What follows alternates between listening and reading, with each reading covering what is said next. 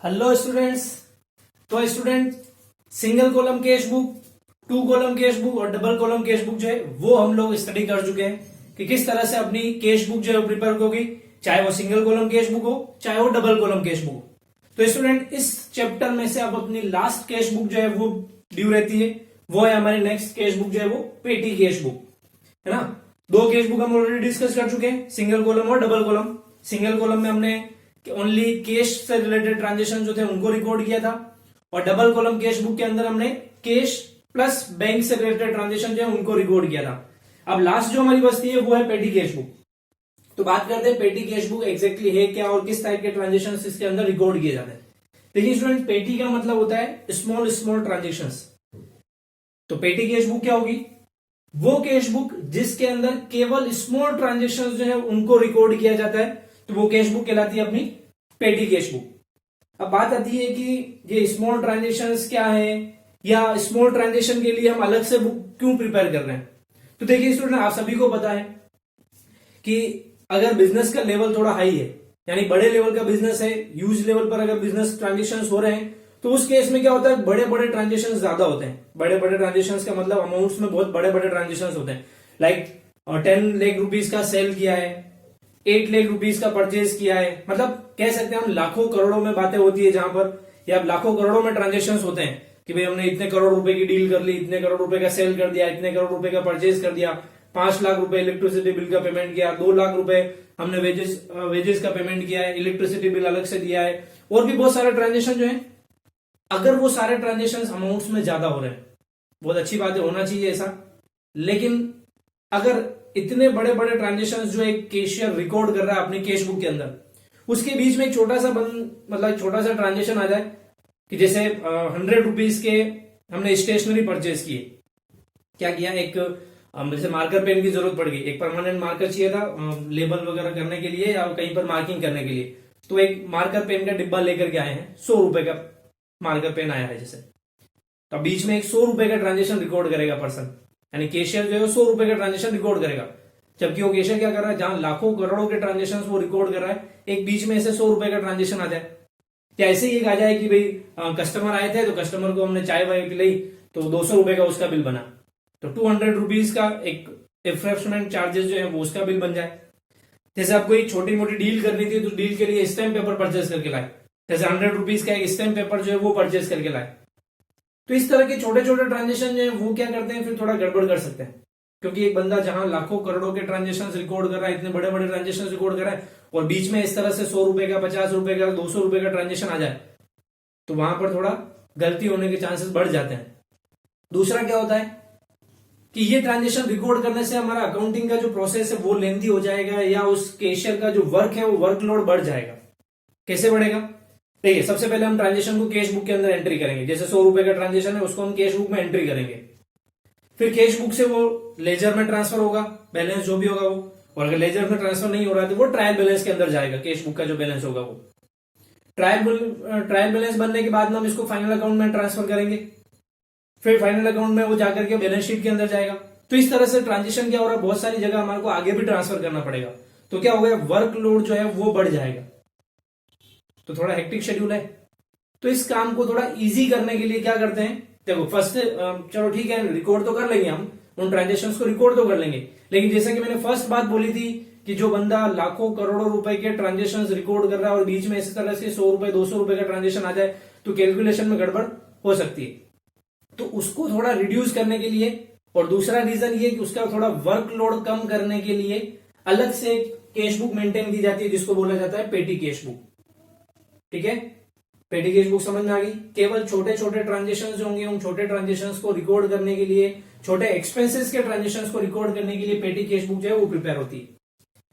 अब देखते हैं पेटी कैश बुक बनाने का सिस्टम क्या है, या किस तरह से ये पेटी कैश बुक जो प्रिपेयर होती है इसके पीछे क्या लॉजिक है, क्या सिस्टम है। तो देखिए स्टूडेंट, पेटी कैश बुक जो हम लोग प्रिपेयर करते हैं उसके अंदर एक सिस्टम चलता है जिसको बोला जाता है एम्प्रेस्ड सिस्टम। क्या बोलते हैं?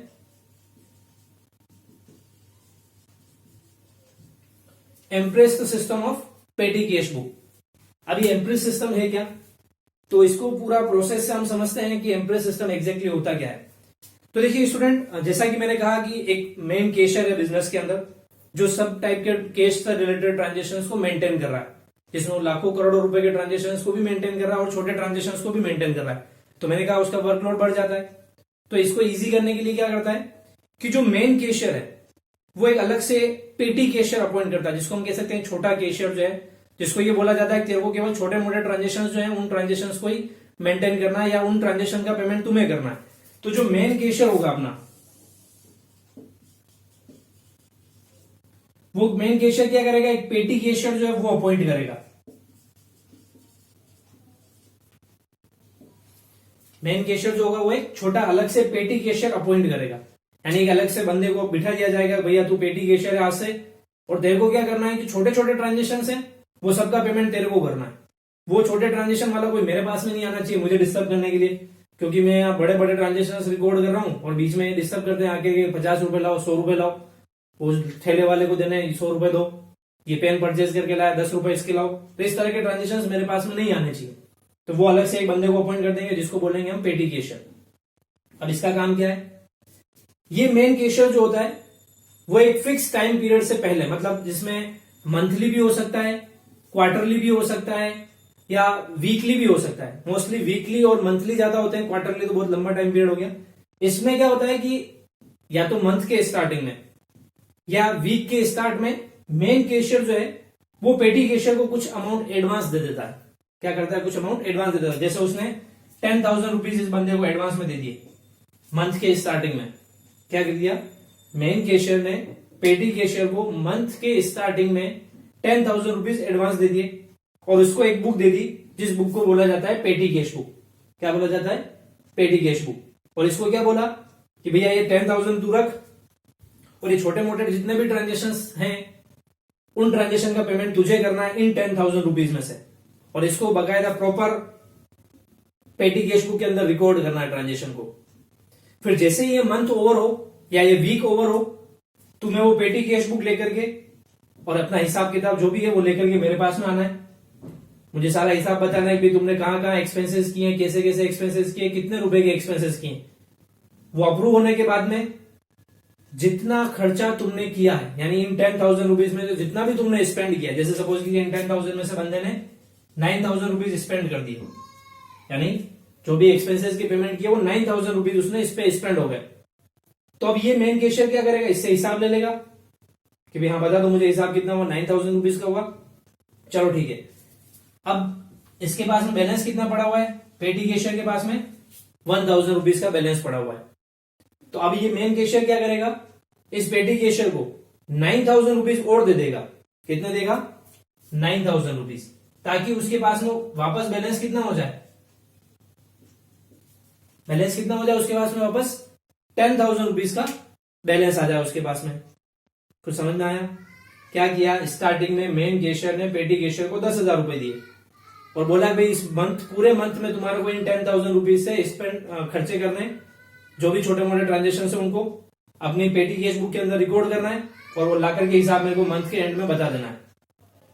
और जितना एक्सपेंसेस वो इस मंथ में करेगा, यानी हमने अब सपोज किया 9,000 का एक्सपेंसेस कर रहा है, तो जितना एक्सपेंसेस हुआ है उतने के उतने रुपए मेन कैशियर पेटी कैशियर को और दे देगा, ताकि उसके पास में बैलेंस कितना हो जाए, जितना मंथ के स्टार्टिंग में था, यानी 10,000 था तो 10,000 वापस बैलेंस हो जाए। ठीक है स्टूडेंट, ये है पूरा सिस्टम। अब ये मेन कैशियर जो होगा, ये पेटी कैशियर ने जो 9,000 रुपीज के एक्सपेंसेस बताया उसको, जिसमें सारी डिटेल है उसके पास में कि 100 रुपीज मैंने वेजेस का पेमेंट किया है, 200 रुपीज का मैंने रिफ्रेशमेंट का पेमेंट कर दिया है, 500 रुपीज मैंने सफाई वाले को दे दिए, क्लीनलीनेस के लिए दे दिए। तो इस तरह से वो सारा मेंटेन करेगा। ये मेन कैशियर जो होगा इन ट्रांजेक्शन्स को केवल एक ही नाम से अपनी कैश बुक के अंदर रिकॉर्ड कर लेगा, वो होगा मिसलीनियस एक्सपेंसेस। किस नाम से रिकॉर्ड कर लेगा, मिसलीनियस एक्सपेंसेस के नाम से अपनी मेन कैश बुक के अंदर रिकॉर्ड कर लेगा। तो अब देखिए थोड़ा लेवल इसका भी बढ़ गया। पहले तो यहाँ 100 रुपए 50 रुपए के ट्रांजेक्शन इसके पास में आ रहे थे, अब वो क्या कर रहा है, केवल एक ही ट्रांजेक्शन रिकॉर्ड कर रहा है 9,000 रुपीज का। मेन कैशियर एक ही ट्रांजेक्शन 9,000 रुपीज का रिकॉर्ड कर रहा है, उसको लिख रहा है मिसलीनियस एक्सपेंसेस के नाम से। अब अगर इन फ्यूचर जब ऑडिट होगी तो इसको पूछा जाएगा भैया मिसलीनियस एक्सपेंसेस क्या है बताओ, 9,000 रुपीज आपने मेंशन किए, किस बात के, कौन से मिसलीनियस एक्सपेंसेस है। तो ये क्या करेगा, पेटी कैशियर से बुक मंगवाएगा, पेटी कैश बुक, और उसको बोलेगा ये देखिए सर इस मंथ का ये 9,000 रुपीज ये सारे ट्रांजेक्शन होते हैं। तो ऑडिटिंग भी होगी, इसका वर्कलोड भी कम हो गया क्योंकि अब 9,000 का ट्रांजेक्शन एक ही बार में लिख रहा है, वर्कलोड कम हुआ प्लस अकाउंटिंग प्रोसेस भी कम हो गया। एक तो ये होता है 9,000 के वो जैसे 50 ट्रांजेक्शन है, अलग अलग 100 रुपए का, 50 रुपए का, 200 रुपए का, इस तरह के अलग अलग ट्रांजेक्शन है, 50 ट्रांजेक्शन। एक तो ये बंदा 50 ट्रांजेक्शन रिकॉर्ड करता और ये कभी केवल एक ही ट्रांजेक्शन रिकॉर्ड कर रहा है। तो इजी कौन सा हो गया इसके लिए? ओनली सिंगल ट्रांजेक्शन रिकॉर्ड करना। तो ये है पूरा पेटी कैश बुक का सिस्टम। ठीक है स्टूडेंट, तो अभी मैंने जो आपको ये पूरा प्रोसेस बताया, इसी पूरे प्रोसेस को या इसी पूरे सिस्टम को कहा जाता है इम्प्रेस्ड सिस्टम। क्या बोलते हैं इसको? Impress system. तो मैं एक बार वापस इम्प्रेस सिस्टम को इन शॉर्ट बता देता हूं कि क्या है इम्प्रेस सिस्टम। तो इम्प्रेस सिस्टम एक ऐसा सिस्टम है जिसके अंदर मंथ के स्टार्टिंग में या वीक के स्टार्टिंग में जो भी टाइम पीरियड हो decided by the main cashier और द ऑर्गेनाइजेशन, उस टाइम पीरियड के स्टार्टिंग में मेन कैशियर जो है वो पेटी कैशियर को कुछ अमाउंट एडवांस में दे देता है उस मंथ या उस वीक या उस पर्टिकुलर टाइम पीरियड के एक्सपेंसेस के लिए। पेटी कैशियर जो है उस पूरे अमाउंट से उस पूरे मंथ में एक्सपेंसेस करेगा, जितना एक्सपेंसेस होगा उतना का उतना अमाउंट मेन कैशियर उसको वापस मंथ के एंड में दे देगा, ताकि स्टार्टिंग में उसके पास में वापस उतने ही रुपए हो जाए जितने मंथ के स्टार्टिंग में थे। इसी सिस्टम को कहा जाता है impress system of petty cash book. अब एक बात और आती है कि जैसे अगर ये 10,000 रुपीज दिए उसने स्टार्टिंग में, और सपोज कीजिए ये 18 या 20 डेज के बाद में ओवर हो गए, 1 मंथ के लिए दिए थे लेकिन 20 दिन के अंदर ही 10,000 रुपए खत्म हो गए, तो ये पेटी कैशियर क्या करेगा? वापस जाएगा मेन कैशियर के पास में और उसको बोलेगा सर 10,000 रुपीज तो ओवर हो गए, अभी तक 20 डेज ही कंप्लीट हुए। तो मेन कैशियर क्या करेगा? उसको पैसे कुछ और पैसे दे देगा। जैसे सपोज कीजिए उसने बोला 10-20 दिन में 10,000 खत्म हुए, तो ऐसा करके मेरे से 6,000 रुपए और ले जा, क्योंकि अगले 10 दिन बच रहे हैं इस मंथ में, 6,000 रुपए मेरे से और ले जाए। तो इसने 6,000 रुपीज पेटी कैशियर को और दे दिए। तो अब इसके पास टोटल कितना बैलेंस हो गया? 16,000 का। अब उस 16,000 में से वो खर्चे करेगा, 10,000 तो पहले खत्म हो चुके हैं, अब 6,000 में से जो भी खर्चे होंगे वो करेगा, बाकी का जो बैलेंस होगा उसको ले जाके बता देगा इसको कि सर ये देखिए अब मेरे पास में इतना बैलेंस बचा हुआ है। तो अब नेक्स्ट टाइम क्या होगा? क्या मेन कैशियर जो उसको अगली बार कितने रुपए देगा? उतने देगा कि ताकि उसका बैलेंस वापस 16,000 हो जाए। क्यों? क्योंकि उसको पता लग गया कि एक महीने में अपने 10,000 से कुछ नहीं होने वाला है, बड़ी ऑर्गेनाइजेशन है तो 10,000 तो छोटे मोटे खर्चे वैसे ही हो जाते हैं। तो उसने चेक कर लिया कि 16,000 में इनफ है, और अगर उसको लगता है नहीं 16,000 इनफ नहीं है तो वो दे देगा उसको 20,000 रुपीज, ये ले 20,000 रुपीज, अब तो आराम से खर्चे कर, जो भी है बस हिसाब लाके मेरे को बता देना, मेरे से चेक करवा देना, और बिल वगैरह जो भी है संभाल के रखना उनको। तो इस तरह से ये सारा वर्क जो है वो चल जाएगा। ठीक है स्टूडेंट, तो ये हो गया अपना पूरा impress system of petty cash book. तो अब हम देख लेते हैं कि सिस्टम तो हमने समझ लिया, इस पेटी कैश बुक का फॉर्मेट जो है वो अपनी जो दोनों पहले वाली जो कैश बुक हमने पढ़ी है, चाहे वो सिंगल कॉलम कैश बुक हो चाहे वो डबल कॉलम कैश बुक हो, उन दोनों कैश बुक से थोड़ा डिफरेंट फॉर्मेट जो है वो इसका पेटी कैश बुक का होता है। क्योंकि देखिए स्टूडेंट, मैंने जब से ये टॉपिक स्टार्ट किया पेटी कैश बुक, मैं स्टार्टिंग से यही बोल रहा हूं, छोटे मोटे एक्सपेंसेस नॉट इनकम। मैंने इनकम का नाम कभी भी नहीं लिया कि इनकम को भी इसमें रिकॉर्ड किया जाता है। मैं शुरू से यही बात बोलते आ रहा हूं, एक्सपेंसेस रिकॉर्ड कर लिए जाते हैं, छोटे एक्सपेंसेस रिकॉर्ड कर लिए जाते हैं, स्मॉल एक्सपेंसेस रिकॉर्ड कर लिए जाते हैं। तो ये पेटी कैश बुक जो है ऐसी बुक है जिसके अंदर इनकम रिकॉर्ड नहीं की जाती, ओनली एक्सपेंसेस जो है वही रिकॉर्ड किए जाते हैं। जबकि आपने पहले वाली दोनों कैश बुक देखी है, सिंगल कॉलम हो चाहे डबल कॉलम हो, उन दोनों कैश बुक के अंदर हम एक्सपेंसेस भी रिकॉर्ड कर रहे थे और इनकम भी रिकॉर्ड कर रहे थे। लेकिन यहां पर इसके पेटी कैश बुक के अंदर ओनली एक्सपेंसेस जो है वही रिकॉर्ड होंगे, इनकम इसके अंदर रिकॉर्ड नहीं होती है। तो इसलिए इसका फॉर्मेट थोड़ा कुछ डिफरेंट टाइप का है। तो हम बात कर लेते हैं इसके फॉर्मेट की कि किस टाइप का इसका फॉर्मेट जो है वो बनेगा। तो देख लेते हैं फॉर्मेट कैसा है पेटी कैश बुक का।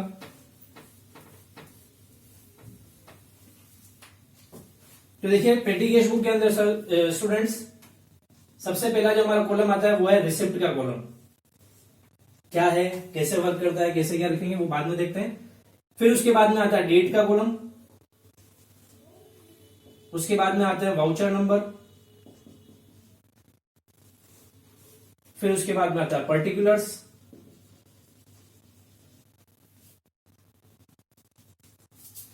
फिर उसके बाद में आ जाएगा हमारा टोटल अमाउंट का कॉलम जो होगा वो,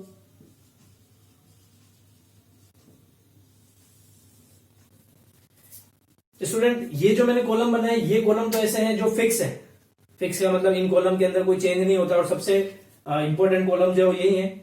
इसके अलावा कुछ कॉलम्स और बनते हैं। देखिए देखा जाए तो पेटी कैश बुक जो है ना वो भी दो टाइप की होती है। एक तो होती है सिंपल पेटी कैश बुक, एक होती है एनालिटिकल पेटी कैश बुक।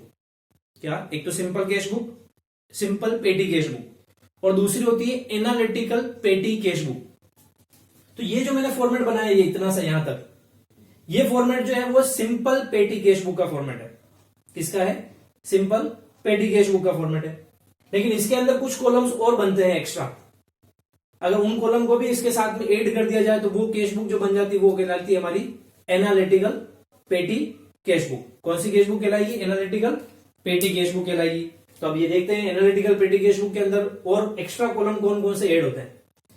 तो देखिए स्टूडेंट, यहां पर जो एक्स्ट्रा कॉलम्स ऐड होते हैं वो आप पर डिपेंड करता है, वो मुझ पर डिपेंड करता है, वो पेटी कैश बुक बनाने वाले पर डिपेंड करता है वो किस तरह के एक्स्ट्रा कॉलम जो है वो बनाएगा। यानी यहां पर जो एक्स्ट्रा कॉलम्स बनाए जाते हैं वो बनाए जाते हैं जिनके ट्रांजेक्शन सबसे ज्यादा होते हैं। जैसे अगर सपोज कीजिए कोई बिजनेस इस टाइप का, जैसे होलसेल का बिजनेस है, तो उसके यहां पर गुड्स आता है, गुड्स जाता है, तो वेजेस का पेमेंट वो लोग सबसे ज्यादा करते हैं। किसका? वेजेस का, क्योंकि मजदूर लेकर के आएगा, मजदूर लेकर के जाएगा, तो वेजेस का पेमेंट सबसे ज्यादा करते हैं। तो वो एक कॉलम यहां पर बना देंगे वेजेस का। ठीक है। दूसरा है जिस तरह से भी, जैसे होलसेल का है तो लोग आते हैं तो चाय वगैरह पिलाते हैं उनको, एक रिफ्रेशमेंट बहुत ज्यादा खर्चा होता है उस पर, तो एक कॉलम वो रिफ्रेशमेंट का बना लेंगे। एक भी जैसे उनको पता है कि होलसेल का बिजनेस है तो पैकेजिंग वेकेजिंग उनको करनी होती है, तो पैकेजिंग करने के लिए उनको सेलो टेप भी जरूरत पड़ती है, कटर वगैरह की भी जरूरत पड़ती है, मार्कर पेन की भी जरूरत पड़ती है, क्योंकि उस पर मार्किंग करनी होगी, एड्रेस लिखना होगा। तो स्टेशनरी आइटम बहुत ज्यादा परचेज होता है, तो एक कॉलम क्या करेंगे वो स्टेशनरी का बना लेंगे। तो आपको क्या करना है? दो तरीके हैं। या तो ये एक जो मैंने बोला कि जो ट्रांजेक्शन ज्यादा हो रहे हैं उन ट्रांजेक्शन के लिए आप कॉलम बना सकते हो। तो उसके लिए आपको क्या करना है? अपना क्वेश्चन जो है उस क्वेश्चन को एक बार थरली चेक कर लेना है कि उसमें किस टाइप के ट्रांजेक्शन ज्यादा आ रहे हैं।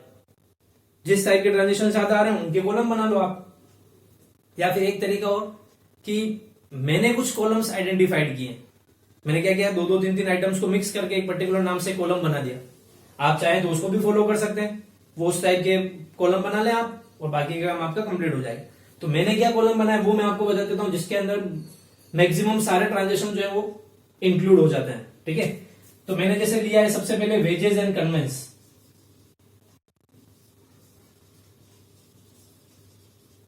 क्या है मेरा first column? Wages and conveyance charges जो है वो। दूसरा कॉलम मैंने ले लिया जैसे printing and stationery, printing and stationery. एक मैंने ले लिया जैसे पोस्टेज एंड टेलीग्राम।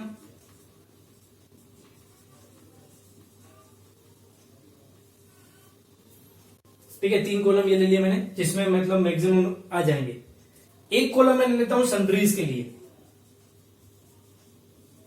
इसके लिए सन्ड्रीज के लिए मतलब कोई ऐसे एक्सपेंसेस जो इन तीनों कैटेगरीज में किसी भी कैटेगरी में नहीं आ रही उनको हम सन्ड्रीज के अंदर डाल देंगे। जैसे रिफ्रेशमेंट इन तीनों कैटेगरीज में कहीं पर भी नहीं आएगा।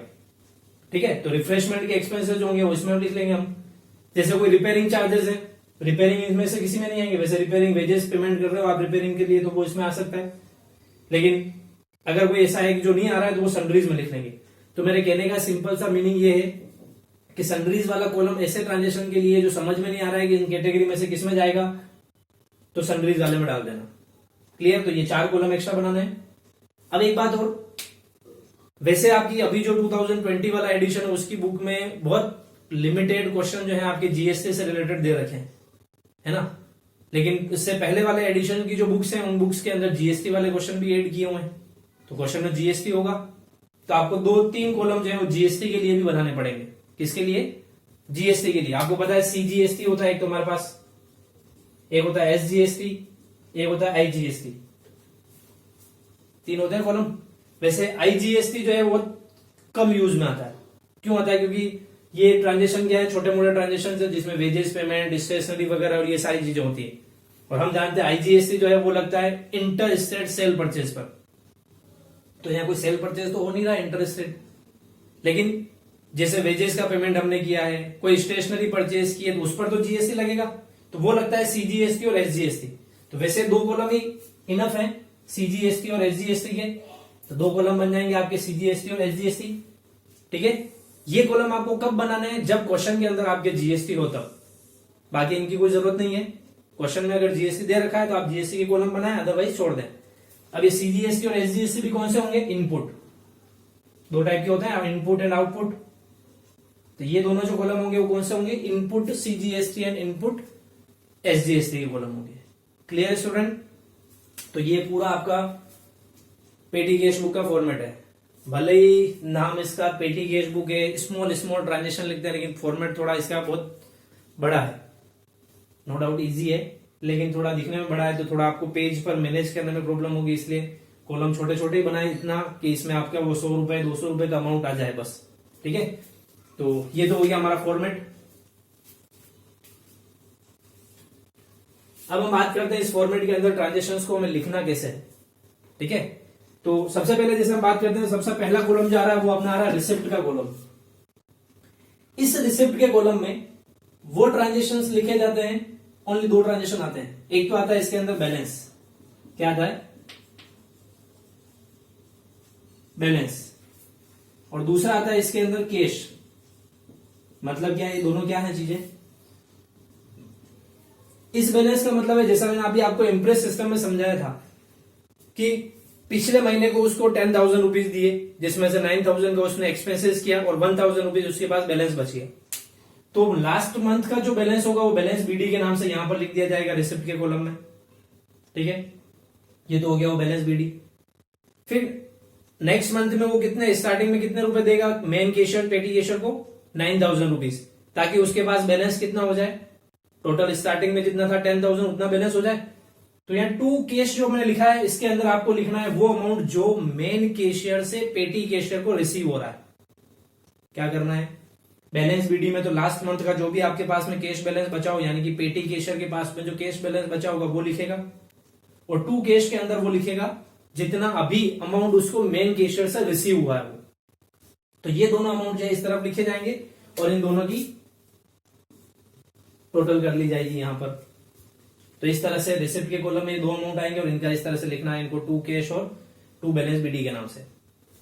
फिर डेट के कॉलम में आपको डेट लिखनी है, तो यहां पर स्टार्टिंग डेट ही आएगी, मंथ की जो भी होगी या ईयर की जो सॉरी वीक की जो भी डेट होगी वो डेट आ जाएगी यहां पर। जैसे मैंने अप्रैल 1 ले लिया है। वाउचर नंबर, तो यहां पर जो बिल वगैरह बनेंगे इनके सभी के ट्रांजेक्शन्स के, वो बिल नंबर जो होंगे वो बिल नंबर यहां पर आ जाएंगे। अपने तो खाली पड़ा रहेगा क्योंकि अपने को क्वेश्चन में गिवन नहीं होता है। ये लिख लिया हमने। इनके सामने यहां पर कोई अमाउंट नहीं आएगा, टोटल के कॉलम में यहां पर दोनों में कोई अमाउंट नहीं आएगा, क्योंकि इनका अमाउंट हम किधर लिख चुके हैं, रिसिप्ट के कॉलम में लिख चुके हैं, इसलिए यहां तक कंप्लीट। अब आती है बात आगे की कि इनमें ट्रांजेक्शन्स को कैसे लिखना है। अब आगे क्या दे रखा होगा, आपको बहुत सारे एक्सपेंसेस दे रखे, तो अब वो जो भी पेमेंट एक्सपेंसेस होंगे वो आप यहां पर लिखेंगे, जैसे बाय वेजेस अकाउंट या by wages account, by wages लिख दिया हमने। जैसे बाय, जैसे हमने रिफ्रेशमेंट के एक्सपेंसेस किए, बाय रिफ्रेशमेंट लिख दिया। फिर जैसे हमने बाय बस फेयर दिया किसी को, तो बस फेयर लिख दिया। जैसे हमने रिपेयरिंग करवाई तो बाय रिपेयर्स लिख दिया। तो इस तरह से जितने भी एक्सपेंसेस होंगे, देखिए कंफ्यूज होने की जरूरत नहीं, सबसे इजी पेटी कैश बुक ही है। भले इसका फॉर्मेट दिख रहा है बड़ा इतना, लेकिन है सबसे इजी, क्योंकि इसमें ज्यादा आपको दिमाग लगाने की जरूरत नहीं है। जैसा आपने डबल कॉलम और सिंगल कॉलम कैश बुक में देखा था, इनकम है या एक्सपेंसेस है, डेबिट में लिखना है या क्रेडिट में लिखना है, तो इसमें ऐसा कोई नाटक नहीं है। इसमें क्या है, केवल ओनली एक्सपेंसेस ही एक्सपेंसेस होंगे आपके पास में, तो सारे एक्सपेंसेस बाय बाय बाय लगा करके लिख दो। और अमाउंट कहां लिखना है, टोटल के कॉलम में। क्या करना है, जितने भी एक्सपेंसेस हैं सभी बाय बाय लगा करके यहां लिख लेने, और अमाउंट जो होगा वो टोटल के कॉलम में लिखते जाना है। टोटल के कॉलम में लिखना है प्लस इन 4-5 कॉलम जो भी हमने बनाए, उन कॉलम में से कौन से कॉलम में जाएगा कैटेगरी के अकॉर्डिंग वो भी लिखना। जैसे देखिए फर्स्ट ट्रांजेक्शन था हमारा वेजेस, टोटल के कॉलम में लिख दिया। जैसे मैंने 100 रुपीज वेजेस के हैं, टोटल के कॉलम में लिख दिए। अब मुझे देखना है इन कैटेगरीज में से कौन सी कैटेगरी में जा रहा है, तो देखिए वेजेस एंड कन्वेंस लिखा मैंने, तो इसमें जा रहा है। इस यहां पर भी 100 रुपीज आपको और लिखना है। क्लियर। फिर नेक्स्ट आया हमारा रिफ्रेशमेंट, 200 रुपए। जैसे ये 200 रुपए यहां तो लिखना ही है, प्लस इस कैटेगरी में कहां जा रहा है, तो देखिए मैंने रिफ्रेशमेंट के लिए मैंने कोई कॉलम बनाया ही नहीं, तो मैं ये 200 रुपए किसमें लिख दूंगा, सन्ड्रीज के अंदर। किसमें लिख दूंगा, सन्ड्रीज के कॉलम में लिख दूंगा। फिर जैसे नेक्स्ट आ रहा है बस फेयर 50 रुपए जैसे, तो बस फेयर के पैसे किस में जाएंगे, वेजेस एंड कन्वेंस चार्जेस में, तो 50 रुपीज हम यहां पर लिख देंगे। तो इस तरह से आपको टोटल के कॉलम में तो सभी लिखना ही है, प्लस उस कैटेगरी वाइज उसको उस कैटेगरी के कॉलम में भी लिखना है।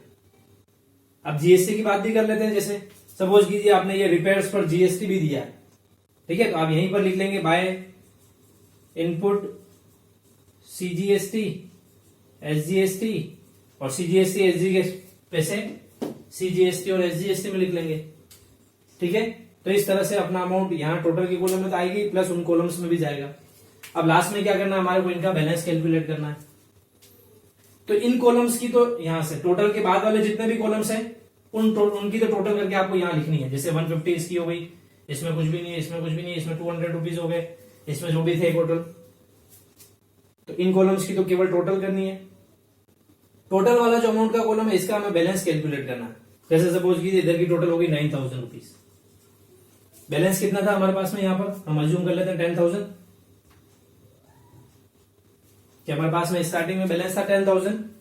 इस ईयर में टोटल एक्सपेंसेस हुए 9,000 रुपीज के, तो 10,000 माइनस 9,000 कितना आया बैलेंस 1,000।